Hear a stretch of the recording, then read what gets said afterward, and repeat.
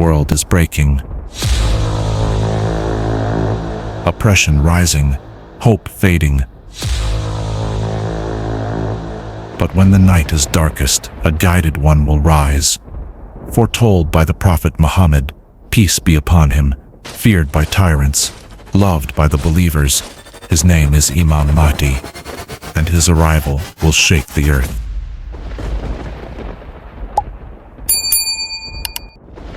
Before Imam Mahdi appears, the world will be filled with darkness. Injustice will spread, and the innocent will suffer.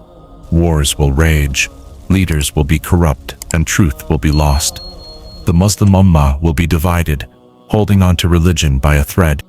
The Quran will be recited, but not followed. People will turn away from faith, chasing desires and false leaders. Chaos, confusion, and despair will fill the earth. The hearts of believers will cry out for guidance. And in that darkest hour, Allah will send His guided servant to restore justice, truth, and light. Imam Mahdi is not a myth or a legend. He is a real man whose arrival was foretold by the Prophet Muhammad, peace be upon him.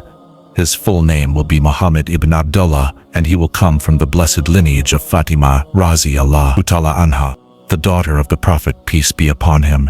He is not a prophet, but a divinely guided leader, sent by Allah when the world needs him most. The Prophet described him as having a broad forehead and a pointed nose, but what truly makes him special is not how he looks, but how he lives. He will reflect the character of the Prophet, peace be upon him, in truth, mercy, and justice. His mission, to unite the believers, restore justice, and prepare the world for the return of Prophet Isa, peace be upon him. His story is a sign, a promise. At first, Imam Mahdi will be just a normal man, unknown, unnoticed. But when the world falls deeper into darkness, righteous believers will recognize him. They will find him near the Kaaba, between the black stone and Maqam Ibrahim. They will beg him to lead, but he will refuse. He will not desire power, but the signs will be clear. At last, he will accept, not for fame, but for the sake of Allah. There, in the holiest place on earth, the bay'ah will be given. A new era will begin. News of Imam Mahdi's rise will shake the corrupt rulers. One of them, a tyrant known as Sufyani, from the land of Syria, Sham, will see him as a threat. Sufyani will send a powerful army to crush Imam Mahdi before his message can spread. But as the army marches toward Makkah, something unimaginable happens. When they reach Bayda, a desert between Makkah and Madinah, Allah commands the earth to open. In a moment, the entire army is swallowed alive. Their strength, weapons, and pride gone in an instant. Not one survives, except one man. Terrified by what he has witnessed, he flees and reaches Imam Mahdi, and there, with trembling hands and a heart awakened by truth, he gives bay'ah, the pledge of allegiance to Allah's guided servant. This is no legend. The Prophet Muhammad, peace be upon him, foretold this exact moment. It is a clear sign that Imam Mahdi is not just a leader. This is no legend. He is the one protected by Allah himself. And while that miracle shakes the sands of Arabia, another sign is rising far to the east. From the rugged lands of Khurasan, a movement begins. Quiet at first, but unstoppable. Ordinary men, carrying extraordinary flags, black banners, foretold by the Prophet Muhammad, peace be upon him. They march not for power, but for truth. With every step they take, the Ummah draws closer to its revival. Through valleys and mountains, through trials and enemies, they move toward Makkah.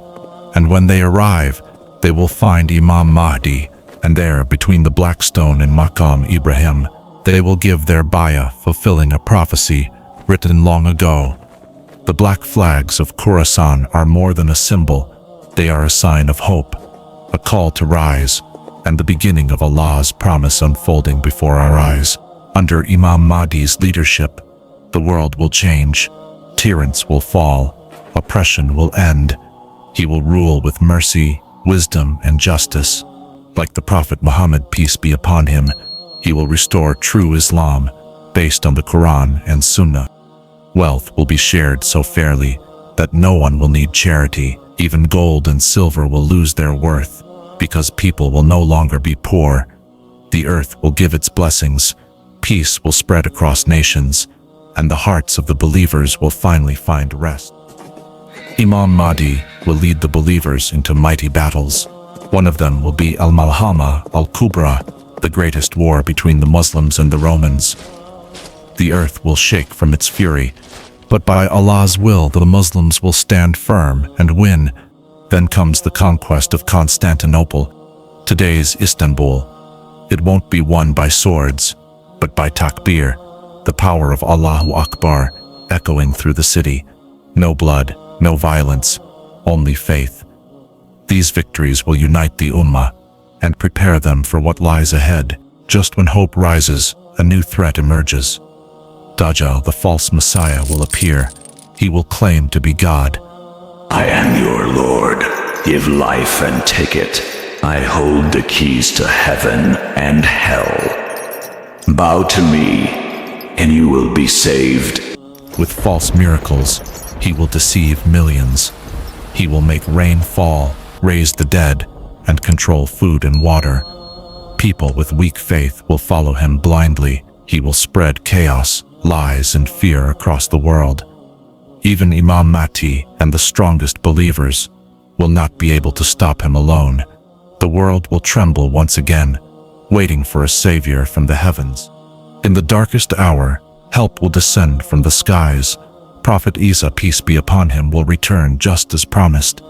He will descend near the white minaret in Damascus, carried by two angels, dressed in light, glowing garments, his hands resting on angelic wings. He will join Imam Mahdi and the believers, and he will pray behind him, honoring Mahdi's leadership. Together they will face Dajjal, and at Bab al-Lud, Prophet Isa will strike him down, ending his reign of deception forever. Truth will triumph, and the world will finally breathe again. With Dajjal gone, the world will change. No more fear, no more war. Imam Mahdi and Prophet Isa, peace be upon him, will lead with justice and mercy. Islam will spread across the earth, not by force, but by truth and love. Hearts will return to Allah. Enemies will become brothers. Children will play safely. The earth will give its blessings, and skies will pour down barakah. There will be no hatred, no greed, only unity, peace, and faith. It will be a time like no other, a glimpse of paradise on earth. Every soul will taste death, even the one sent to guide the Ummah. Imam Mahdi will fulfill his mission and then return to his Lord. But his story doesn't end with him. It begins with us. He won't appear just because we're waiting. He will come when we're ready. So now is the time to repent, to return to the Quran and Sunnah, to prepare our hearts. Because revival doesn't start with a leader. It starts with you. Like, share, and subscribe to Noor Narratives. Spread the truth before the signs become reality.